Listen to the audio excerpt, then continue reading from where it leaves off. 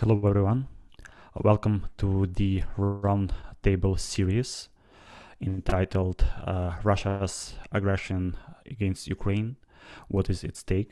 It's our first roundtable in this series organized by the Canadian Institute of Ukrainian Studies. My name is Alexander Pankeev. I'm the editor-in-chief of Forum for the Ukrainian Studies, the project of Contemporary Ukraine Studies program at the Canadian Institute of Ukrainian Studies. Today we will have designated scholars at our institute who will be speaking about the situation in Ukraine and providing the analytical information, whatever it is possible, to explain the crisis that is unfolding right now in Ukraine and possible responses from around the globe, and also historical perspectives to this problem. Right now, I'm transferring the floor for opening this roundtable to Dr. Natalia Hanenko-Friesen, the director of the Canadian Institute of Ukrainian Studies. Natalia, floor is yours. Thank you, Alexander. Greetings to everybody in the room today. Greetings from Edmonton, Alberta, Canada. On February 24, yesterday at 5 a.m. Kyiv time, the armed forces of Russian Federation launched a massive and ferocious invasion of Ukraine. The Canadian Institute of Ukrainian Studies at the University of Alberta has been closely following the developments in Ukraine, and especially so since actually the beginning of the Russian occupation of Ukrainian territories in 2014. We're back to be actively engaged as academics in what is going on right now around the world. Established in 1976, Cius has accumulated substantive knowledge about Ukraine and possesses therefore globally recognized expertise in all areas related to the study of Ukraine and also its relations with other nations and cultures. Our scholars have commented on past tragedies and acts of aggression in this part of the world, such as the famine of 1932-33, known as Holodomor, World War II, the Chernobyl disaster of 1986, the annexation or occupation of Crimea in 2014, and others. So while the world is glued to the TV and computer screens in disbelief, and while we are all inundated with and have to process the incumbent information about the ongoing developments on the ground in Ukraine, the important question that we should not forget to always keep in mind is the question, why? Why this attack? Why Putin's Russia is invading Ukraine? Why is Putin threatened by Ukraine? It is an important question to remember to ask, as it invites us all not to forget what is at stake in this global and raveling crisis, as the military aggression against Ukraine is simultaneously an assault on democracy and all the democratic values we have been inspiring to live by since the end of the World War II. And those are the values that Ukraine embraced during its development as a sovereign nation since the collapse of the Soviet Union in 1991. We are well equipped here at the Institute to address this question and offer critical and fact-based answers and perspective on what is going on. As Alexander had pointed out, we are inviting you today to the Blitz roundtable about those key issues that have been defining the conflict, the geopolitical conflict we're all in right now, that has Ukraine in its core. We invite you to specifically pay attention to those issues such as democracy, sovereignty, disinformation, Ukrainian-Russian relations at the beginning of it all, and civic society. We also invite general public and media exactly to embrace these issues and to pay attention to them as they are at the core of the conflict.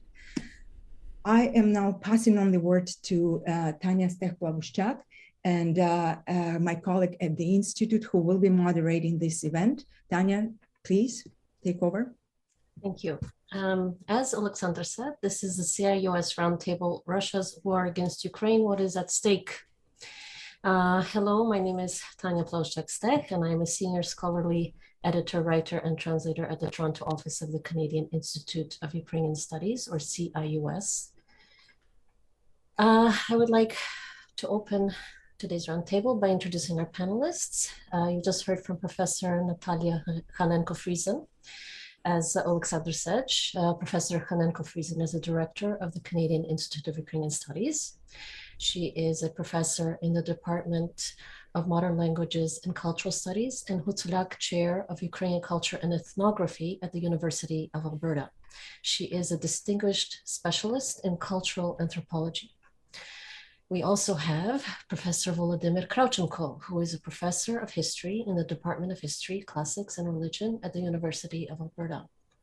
He is the former director of the CIUS and currently directs the Contemporary Ukraine Studies Program and the Kowalski Program at the CIUS.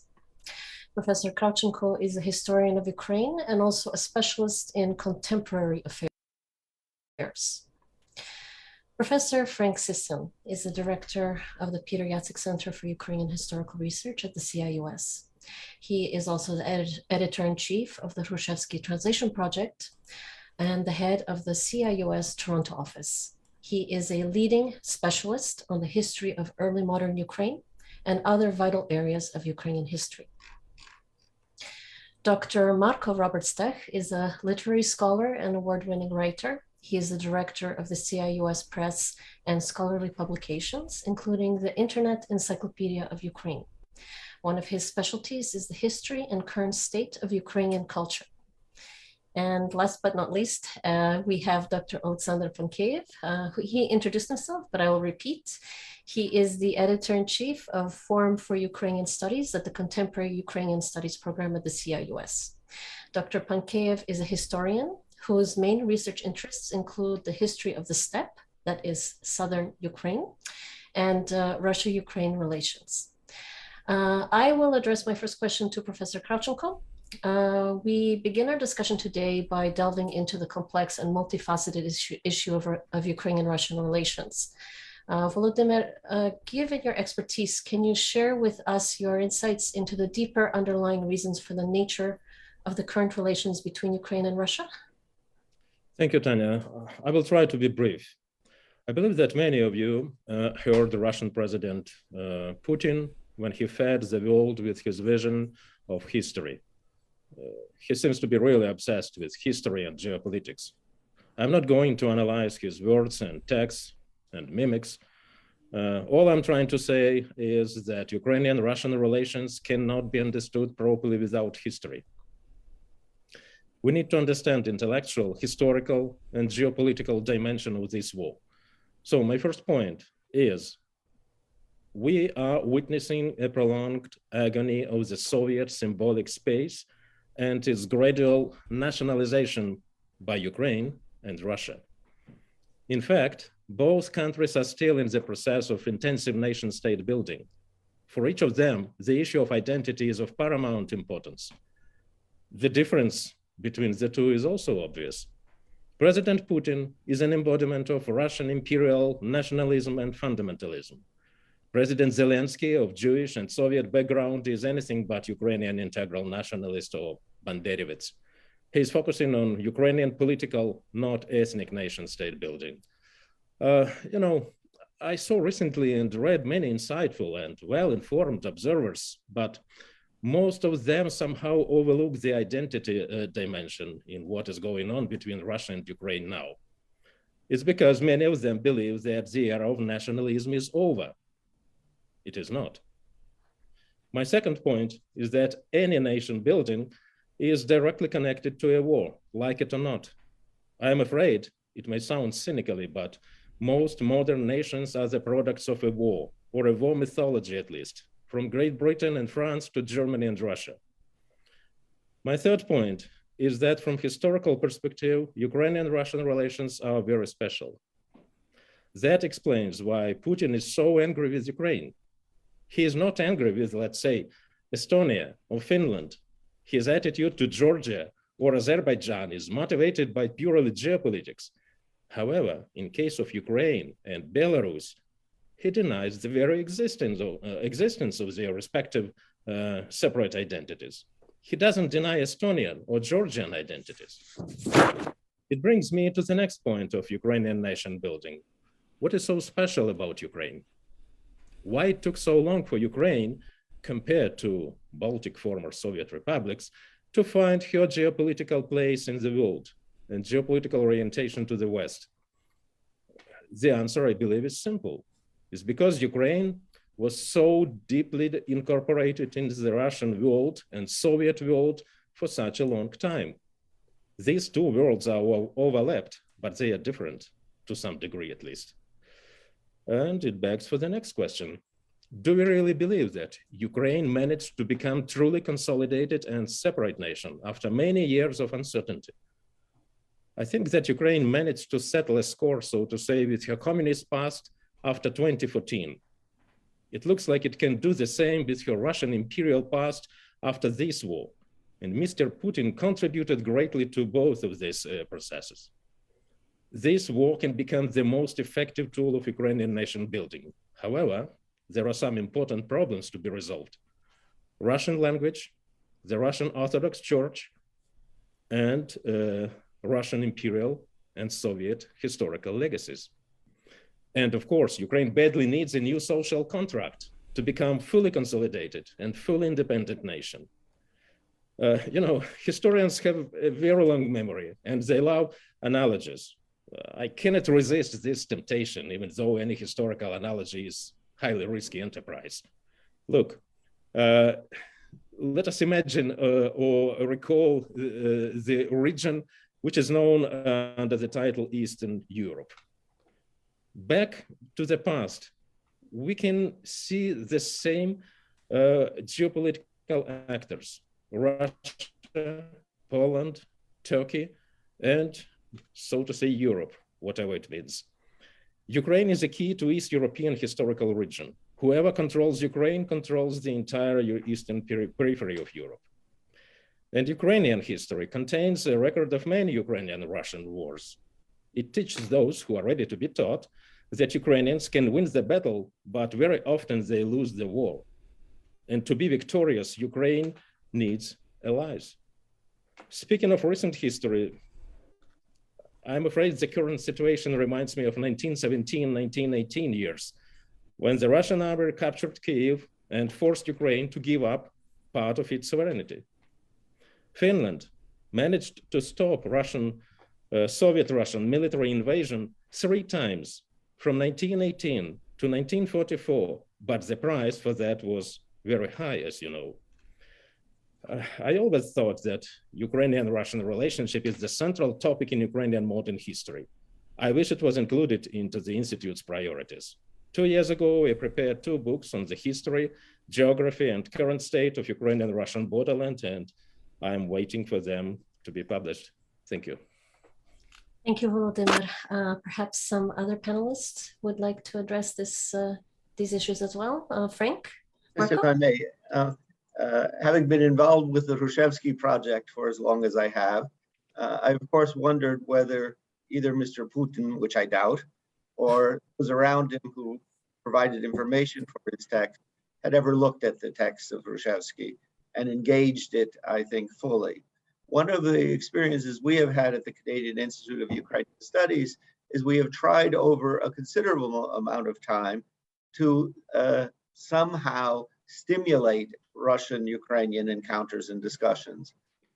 Beginning in the 1980s, when the Soviet Union still existed, then after the fall of the Soviet Union, together with the Humboldt Stiftung and the National Endowment for Humanities financed projects where we ran conferences on the Russian-Ukrainian encounter. And what we found out at that time, it was too early, largely from the Russian side, yet not willing to engage. And the question is, what was the Russian side? Above all, I think what we are facing is the failure or crisis of forming a modern Russian identity, either based on an ethnocultural Russian nation or on a civic identity of a Russian national state. And the core of that problem has been what they would see, or many would see, as the Ukrainian issue. That is the inability to give up the idea that Russia must be something greater and that greater must somehow involve Ukraine.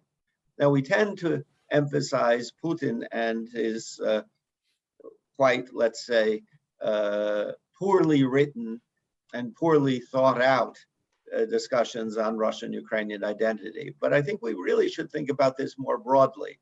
And that is, to what degree has the Russian intellectual elite thought about the Ukrainian issue? To what degree it's come to terms with what has happened in the past 150 years? I will not go back to the Middle Ages, but just to look from the mid-19th century and the working of the Ukrainian national movement. In a way, the Ukrainian national movement succeeded in designating where Ukraine would be by its concept of where the border should be. And in a strange way, even the acceptance of that Ukrainian entity as created, at least in the Soviet state in its initial phases. Russia still has not worked out many of these problems. And in some ways that anger gets directed towards Ukraine. I think Putin may have shocked much of the Russian, particularly the Russian academic and intellectual public now, by having driven this lack of acceptance of Ukraine beyond any bounds of civilized action and by these war crimes. Strangely enough, I then agree with Professor Kravchenko that wars have a great influence on nation building. And part of that may be finally for Russia coming to terms with being Russia. Could I also add something to that as well? I wanted to say something maybe a little bit simplistic about some a issue which is quite complex, but I still would like to make that point because I think that it makes many things clear. And I would like to echo some of the things that Volodymyr was talking about, the deep emotionality about Russians and especially Mr. Vladimir Putin treating the issue of Ukraine and treating the issue of history. It is fundamentally the issue of the very core of the Russian identity. For the view, Mr. Putin's view of history, Ukraine simply cannot exist. And I will give you an example by quoting a very extremely intelligent and prominent American politician who was a diplomat who knew more about Eastern Europe than any other American probably in White House, Zbigniew Brzezinski, and he had two phenomenal quotes. In one quote he said, "Russia cannot be an empire without Ukraine." But then he actually went even further. And he said, without Ukraine, Russia can actually be an empire, but it cannot be Russia. I think this is a phenomenally main point, because really and truly, and in the West, we would say, what does it mean? How it is Russia, isn't it? Well, it's only in name, really, and in a certain convention.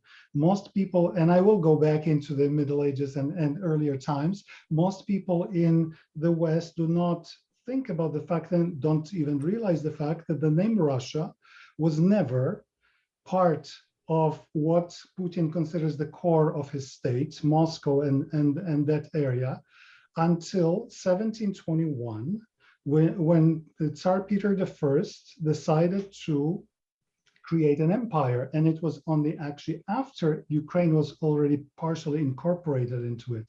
It was part of this gathering of the Rus lands, because of course and it was only really at that time that the concept, this grand narrative of the Russian imperial history was being formed, in which Russia is a direct descendant of the medieval polity of Kiev and Rus. And of course, they took the name, rather before that, they were called Muscovy. They were in no way called Rus in any way. And I can give you this by example, because in the West, we normally think that Kiev and Rus, and some people even say Kiev and Russia, it was the name for the entire polity that included that the place where Moscow later was supposed to be founded. But it was not. When we were working on volume 2 of Rushevsky's history, that was mentioned already twice here, we very, very, very thoroughly went through all of the chronicles. And I can tell you that the name Rus is never used for the environs of Moscow, just the opposite. Normally when Andrei Bogolubsky, the prince of Vladimir or Suzdal land, he talks about he will write to his brothers to Rus, or the prince says he went to the Novgorod land and then he returned to the Rus. Rus is the name for Kiev in the chronicles, originally named for Kiev, and a fairly small area, I mean, still a sizable area of today's central Ukraine.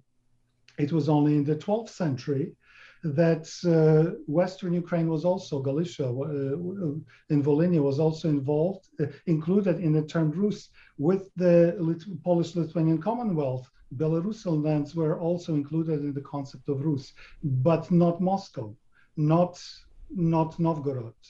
And if really and even such Russian historian as Vasily Kluchevsky, imperial Russian historian, he said that the Great Russian, meaning the contemporary Russian, first came into the world stage in the person of Andrei Bogolubsky, which was the end of 12th century. So basically, fundamentally, even based on this imperial historical narrative, Mr. Putin would have to consider that he's not really Russia, that he is something that the history of his state starts in 12th century and has very little to do with Europe until the 18th century. It's part of the Golden Horde for much of the time. It's a completely different intellectual point of view. And as we know, for Mr. Putin, culture and this idea of a great Russian culture is an extremely important sort of marker.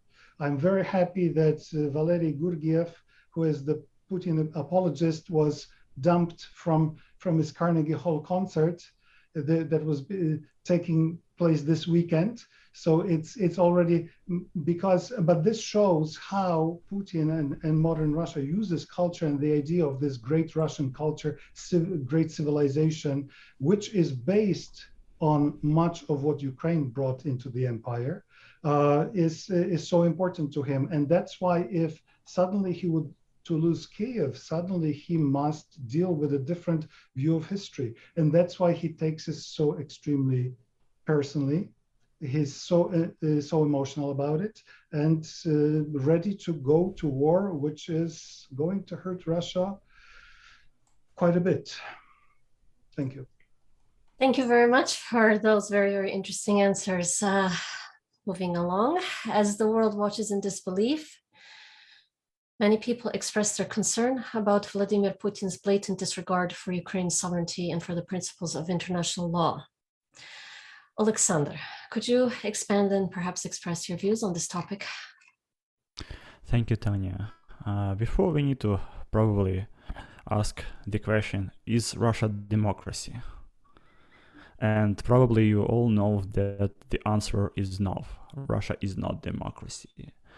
And what we see in Russia, that the remnants of the civil society are struggling to survive in the deepest corner of its country. So there is no way for free expressions for ordinary people or for any organizations that resist the Putin's regime. Just before Memorial Organization, the Human Protection Organization was outlawed, they revealed numbers about how many people right now in Russia are being prosecuted for political or religious views.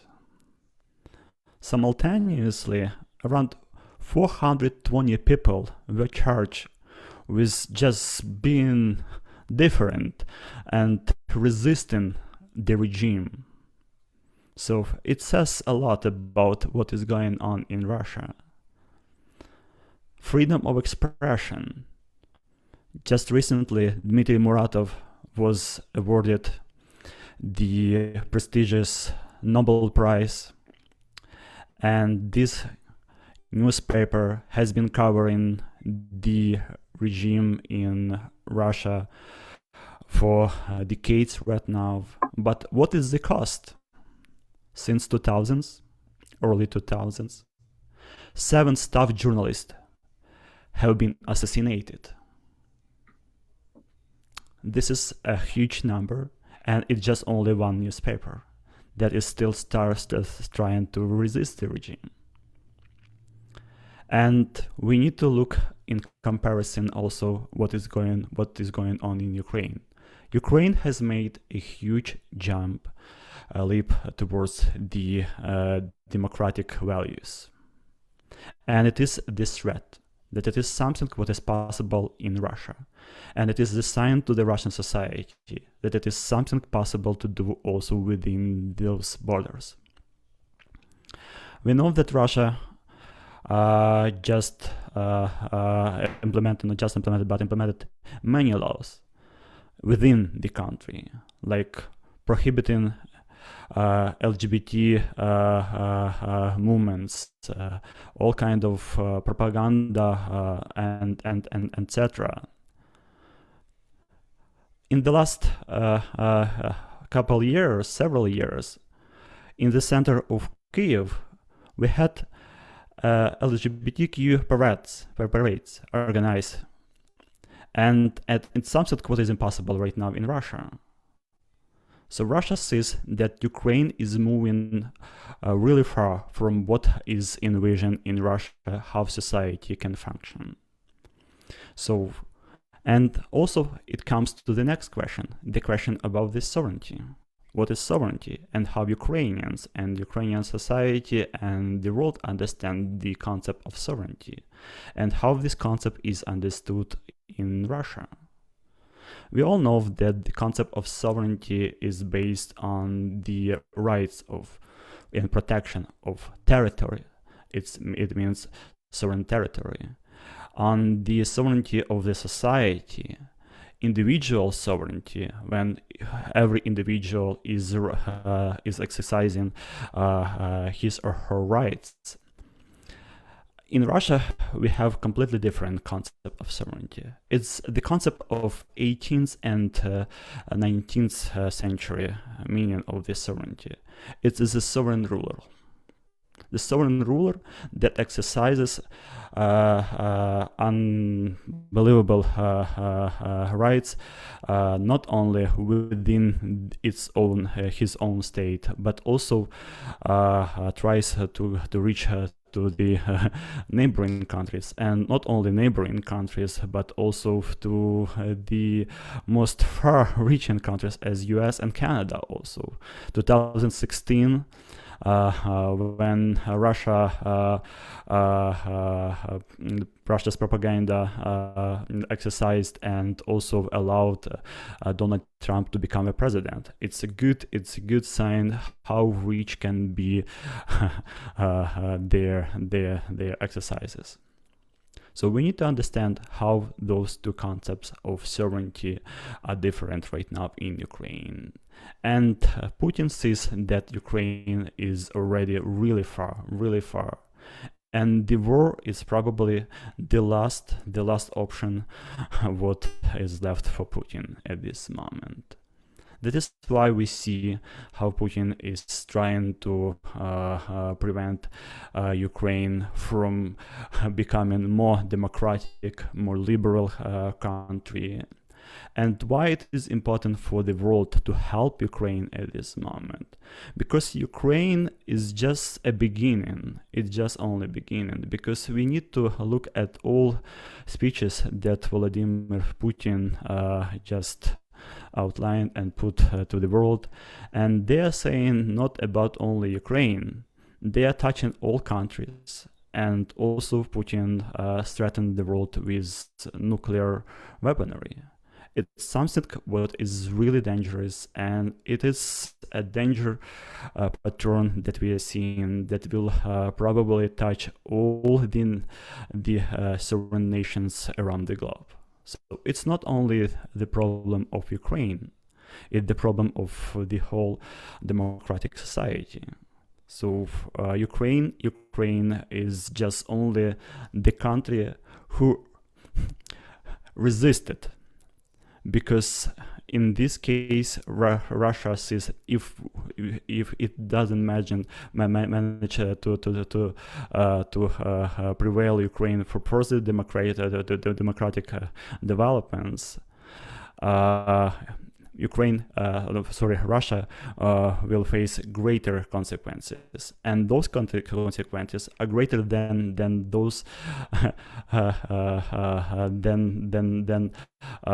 we are seeing right now inside of Russia. Yeah. Thank you, Alexander. Natalia, would you perhaps like to express some of your views on this topic as well? Microphone. Please unmute. For the sake of time, I actually will skip this part and allow you to move on to the next question. Are you sure? Yes, I am, please. Okay, thank you.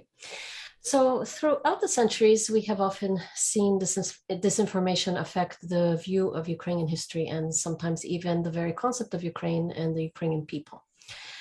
As academics, we have a responsibility to research and report on factual information. How does the current war impact on the scholarship about Ukraine, and what can the CIUS do about it? Marco, Frank, Alexander? I would start if possible, if you don't mind. I have to say that I would like to start with the statement that I am extremely honored and I'm extremely proud of the stand that the Ukrainian armed forces are taking in Ukraine. And I am absolutely confident that Ukraine will come victorious from this war. However, have I not been so sure about that or convinced about that, I would be extremely concerned about the campaign of massive destruction of all of the materials, scholarly materials, archives, libraries, and so on, if Putin would actually be able to get into power and do whatever he would like to do in Ukraine. And I believe that it is, again, the same kind of problem that I mentioned earlier, that it's the question of the identity and of the narrative that excludes Ukraine as a independent cultural or political entity. And it is not new to Putin. It was under the Soviets, but it was also under the Imperial Russia. There has been a continuous campaigns of destruction of anything that would suggest that Ukraine had a different kind of history, and especially at a different kind of history before the Pereyaslav Treaty of 1654, before it came into contact with Muscovy and so on. It has been, as a student of Ukrainian culture, I am sometimes with great pain in my heart, I am researching the amounts of destruction of Ukrainian art done by, for example, Russian Orthodox Church in the 19th century, not some, the entire tradition of 18th century Ukrainian icon was destroyed. There are very few items left from that tradition, just simply because it was different. It was not falling into what Russia saw as its own Orthodox culture, and everything had to be the way that the Russians, it's Muscovites in any case, wanted to see it. In the 1960s, actually, in one of the questions here, I just looked, and there is a mention about the fire in the early 1960s of the National Library of Ukraine, which was almost certainly set. Well, it was almost certainly an arson, and then the fire brigades were waiting the entire day until the whole section of the ancient Ukrainian manuscripts was burned to ashes. I believe that something very similar would happen in a current situation, and actually we were even alerted about such facts, and Frank was instrumental in helping to save all of the digitized materials of the Institute of History, which because we were afraid that they will just simply disappear, they can be just erased, and Columbia University, I mean, graciously agreed to actually save this on their servers. So I believe that this war is about history, as we talked about, is about the issue of identity, and it's about the scholarship, about history and about culture. And that's why I think that it is extremely crucial to possibly use this opportunity to maybe shed light on some of these issues of history and culture that otherwise would not gain wider attention, because it would be considered as something sort of more narrowly specialist. Maybe if I can just follow up on something, the power of scholarship, and I don't want to overestimate it. But if we look at the late 19th century, the banning of Ukrainian language and of Ukrainian activities in the Russian Empire basically drove those activities across the border into the Habsburg Empire. That is, the attempt to control knowledge and control the Ukrainian movement in a way made it transnational and allowed it to flourish in a new area. And this proved immensely important in the creation of the modern Ukrainian national movement and the first Ukrainian independent states. And then if we look in the Soviet period, the attempt to virtually destroy research on Ukraine at the height of Stalinism, but even in periods after World War II, and to deprive people of access to archives and material, those who lived abroad, but also free access for people within Ukraine. In a certain way, stimulated such activities outside of Ukraine, and certainly were very important in the formation of the Canadian Institute of Ukrainian Studies and the Harvard Ukrainian Research Institute.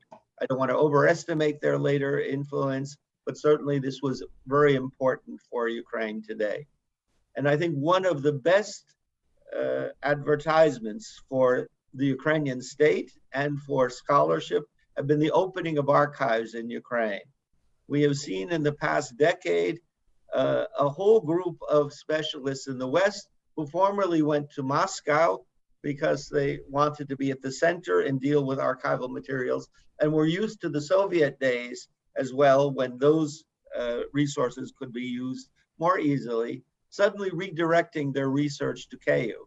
And people who initially had no specific interest in Ukraine, now seeing that there is another perspective and way of looking at Soviet history, imperial history, medieval history, other ways, but above all, because Ukraine became an open society.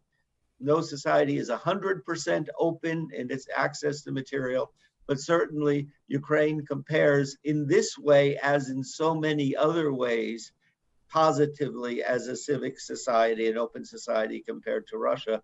And among those, scholarship, I think, plays a major role in that reorientation.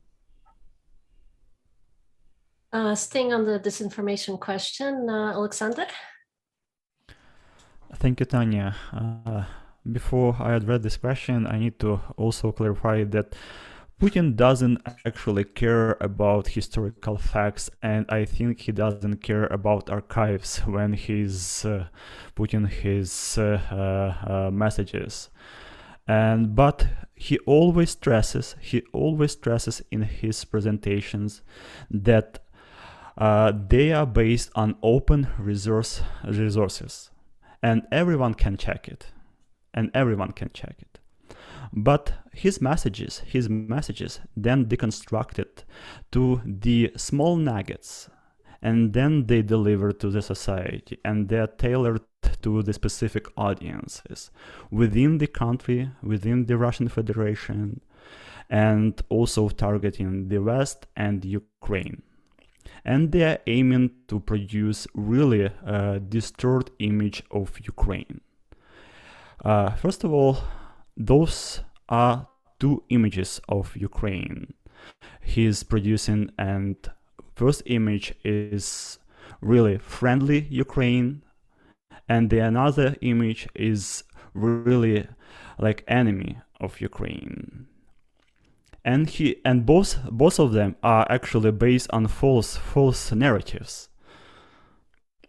and then they are distributed to the audiences. So, and this war started before 2014. And we know how those messages were used by some politicians in Ukraine before 2014. I am talking about those politicians who aligned with Russia and who disregarded the national interests of Ukraine and then were actually ousted from Ukraine in 2014. So this is how Russia's propaganda works. So they're taking the nuggets and they're simplifying the information for the larger audiences. So we are, as academics, we are looking into the deeper nature of those facts. But the regular citizens, they are consuming information completely differently. And it is something as academics, we need to take into the consideration. How we are informing the world about Ukraine, how we informing the world about the Russia's disinformation about Ukraine.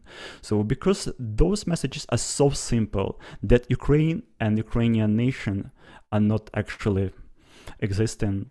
So that Ukraine is a Nazi country. So and you remember just before, not before, after the announcement of that speech after Putin made just a week ago, Russia's propaganda produced a map of Ukraine, and just saying that Ukraine, the territories of Ukraine, just exist because of all kind of presence from all kind of Russia's rulers, and using false information. So as scholars, probably we need to go and think how we are communicating those analytical information in really simple and really digestible way, but on the concrete information, just providing information and links to open resources. Canadian Institute of Ukrainian Studies has encyclopedia project with numerous articles about Ukraine and also Ukraine-Russian relations and all kind of regions and movements that we have had on our territory. We have the Forum for Ukrainian Studies that is trying to analyze the situation in Ukraine from analytical perspective, from the view of sociology, politology, and other disciplines. So, but as scholars, we need to also think about the broader audience, and it's probably the next step that we will be as a scholar thinking also. Thank you, Alexander. The next question, we must also address the impact that this new massive invasion of Ukraine by Russia has on civil society. Natalia, can you share insights on this rather complex topic? Thank you, Tanya, and thank you, my colleagues, on your reflections on the key issues which are affecting or informing the conflict. And if I can actually change it a little bit and speak of civil society more in terms of it being a powerful force, which actually is one of the pillars of democracy of threat to Mr. Putin. Putin is threatened, first and above all, by democracy and democratic evolvement in Ukraine. And democracy, of course, translates into all the important developments we've been reflecting on today. It's about plurality of views. It's about access to alternative narratives of history. It's about dialogue and eventually about reconciliation of various perspectives of history. And this is what is happening and taking place in Ukraine. And this is obviously is of threat to the Russian Federation. But if I come back to democracy and to question Tanya has asked me about civil society, in my opinion, it is an important factor to consider, which is also undermining the efforts of Mr. Putin in installing his particular view and vision on the world of what is Ukraine to be in the next while as he goes his huge assault to that. And it does bring us back to this time frame of the last 30 plus years. It gives us the perspective of what exactly happened to Ukrainian society after 1991. And also it reminds us of what Ukrainians have been deprived of while they were under the yoke of Soviet Union. We know very well that the Soviet system has stamped out really all the pre-existing forms and means of staying involved in Ukrainian society, be they in the rural sector, be they in the urban sector, and throughout the history of Soviet Union, civic society, civil society did not have a right to exist. With the arrival of the with the collapse of the system in 1991, the Ukrainian society was gradually emerging from that particular context and in the effort to build and reconstitute itself along the lines of how other societies have done it in the democratic world. If you look around the world and you consider yet again, what is civic society? What is this sector, volunteer sector, take volunteerism, for example. It is presenting itself as a driving powerful force in the democracy context, which oftentimes goes hand in hand with other powerful institutions on the ground. It is called the third sector, not for no simple reason.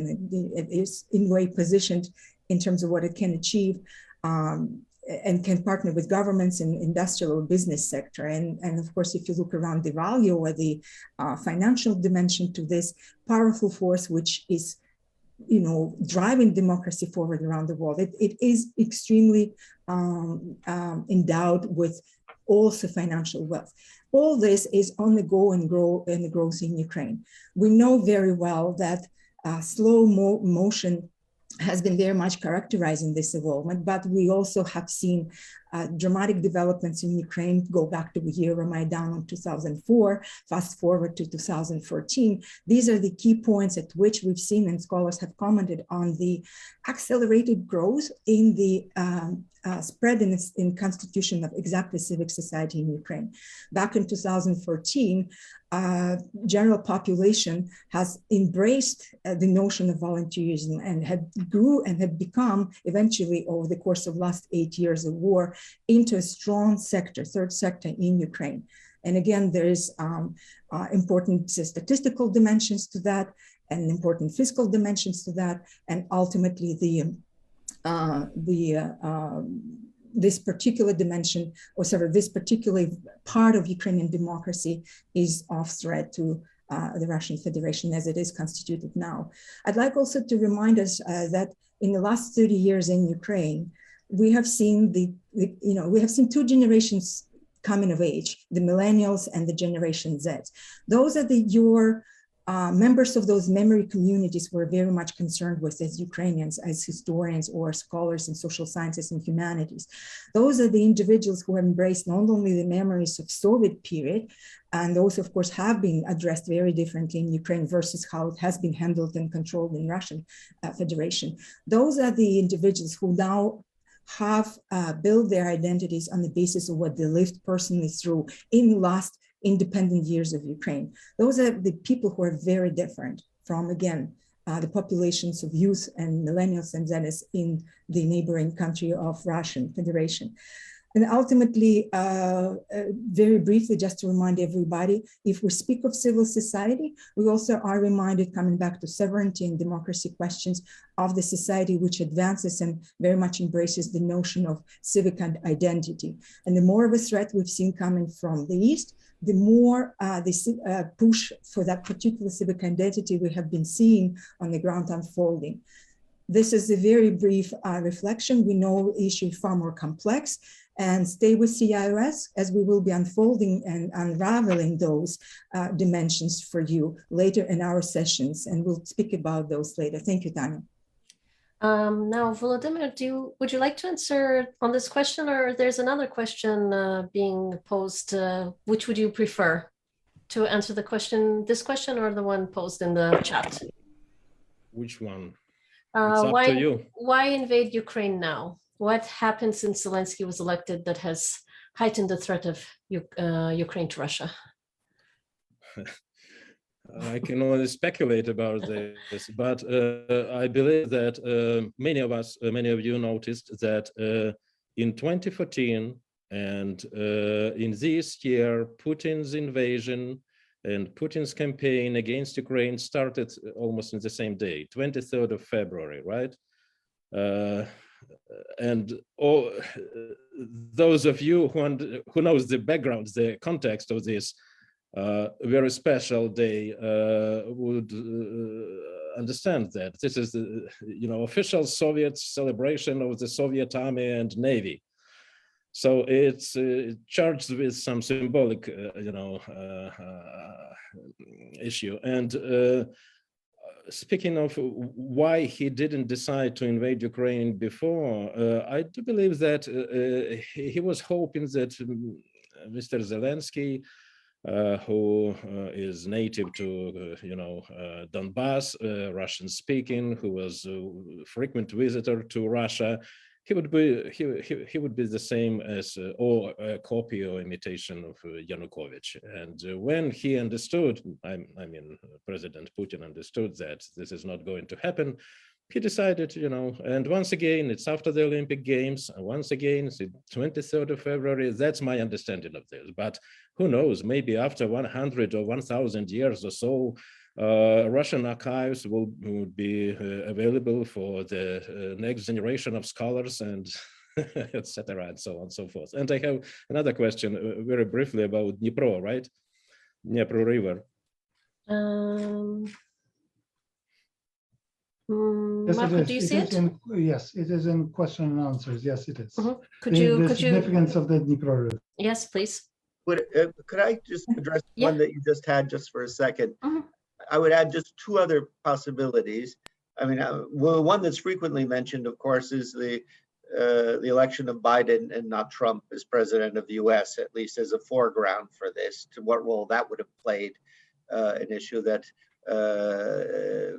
feeling that nothing would be accomplished with the Biden administration, even though there were attempts. And the other one that I wonder much about, and maybe archives someday will tell us, but is Belarus not in this? Was not the shock that quiescent Belarus, that everyone thought was so totally in hand, suddenly could have mass civic demonstrations against Lukashenko? And is that in a way, we don't call it clearly one of the color revolutions, it didn't come to an end, but was this not a way to say, no, this must be brought totally in hand and Ukraine must be brought in hand? So I'd just like to add those two possibilities. And if I can add two short sentences, if I manage those two short sentences on top of why now, I'd like us to again go back to the context of the global security crisis overall. Think what happened to Afghanistan, and what decisions the West has adopted vis-a-vis the conflict there. Think about the end of COVID, or hopefully the end of COVID coming up. Think about the weakened European Union, and think about the new presidencies as they are in the United States and in particular. I think they geopolitically, if I can speculate, these are also the important factors to keep in mind. Why now? Thank you. So Volodymyr, the question was, thank you very much, Natalia, by the way. Volodymyr, can you comment on the historical significance of the Dnipro River as a border and or divide? Very interesting. I like symbolic geography. I used to toy with symbolically, geographically, historically charged, issues, and I myself am from the Russian-Ukrainian borderland. So, from historically, Ukraine, during the Cossack Wars, was divided between Poland and Russia along the Dnipro River, right? But believe me or not, the integrity of Ukrainian historical, ethnic, cultural territory never disappeared from the radar of Ukrainian elites since the end of the 17th century. And so it was a picture, imagined Ukraine in geographical terms, Ukraine from the Carpathian Mountains to the Don River. So that's the significance. In terms of geopolitics, it can divide Ukraine. In terms of national identity, Dnipro is the very symbol of Ukrainianness, of Ukrainian identity. The same way as, for example, Volga is a symbol of Russian identity. Wisla in Poland, Mississippi, Sava, rain, and so on and so forth. That's my brief comments because we are, I'm afraid, short of time. All right, then. Thank you. I would like to take this opportunity then to thank all of our panelists for their insights. And I would like to also thank our CIUS communications lead, Andrea Kopilic, who co-organized this event. And of course, I would like to thank, and we would all like to thank you who joined us today. Please submit your questions to us. You will find the email address in the chat, I believe, Alexander. And these questions will help us develop a plan for our next roundtable discussion, conversations. And now for some concluding words from our CIUS director, Natalia. I would like to thank my colleagues for finding time to quickly join and organize this very important panel. I would like all the attendees to remember that we're here to continue on this dialogue and this conversation with you. We are very much interested in addressing general public, the media. We are here to help you answer questions about why and for what reasons. As academics as we're well equipped to engage with the subject matter on a variety of topics. And I am looking forward and inviting you to follow us on social media on our website in order to find out when the next seminars are going to be hosted. Our seminars, our roundtables, are now being redesigned to address the crisis in the world, in Europe in particular, in Ukraine more particular.